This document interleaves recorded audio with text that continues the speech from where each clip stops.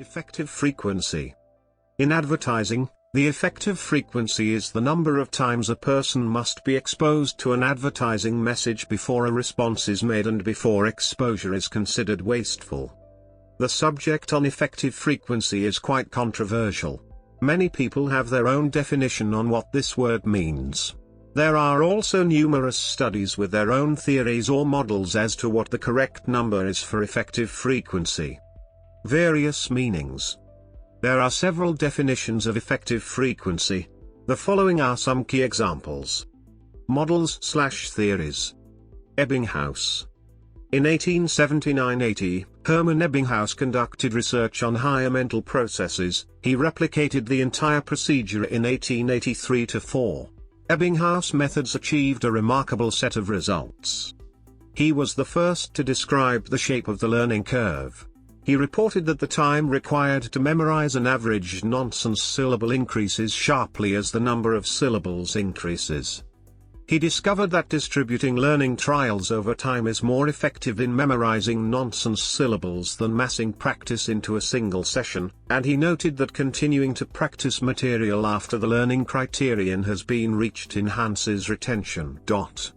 Using one of his methods called savings as an index, he showed that the most commonly accepted law of association, viz., association by contiguity, the idea that items next to one another are associated, had to be modified to include remote associations, associations between items that are not next to one another in a list.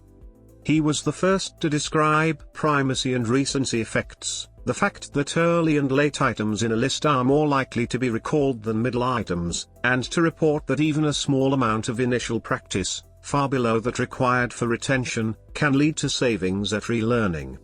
He even addressed the question of memorization of meaningful material and estimated that learning such material takes only about 1/10 of the effort required to learn comparable nonsense material.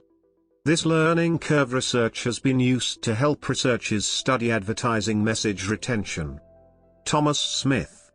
Thomas Smith wrote a guide called Successful Advertising in 1885. The saying he used is still being used today. The first time people look at any given ad, they don't even see it. The second time, they don't notice it. The third time, they are aware that it is there. The fourth time, they have a fleeting sense that they've seen it somewhere before. The fifth time, they actually read the ad. The sixth time they thumb their nose at it. The seventh time, they start to get a little irritated with it. The eighth time, they start to think, here's that confounded ad again. The ninth time, they start to wonder if they're missing out on something. The 10th time, they ask their friends and neighbors if they've tried it. The 11th time, they wonder how the company is paying for all these ads.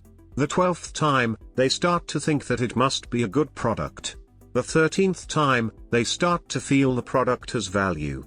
The 14th time, they start to remember wanting a product exactly like this for a long time. The 15th time, they start to yearn for it because they can't afford to buy it. The 16th time, they accept the fact that they will buy it sometime in the future. The 17th time, they make a note to buy the product. The 18th time, they curse their poverty for not allowing them to buy this terrific product.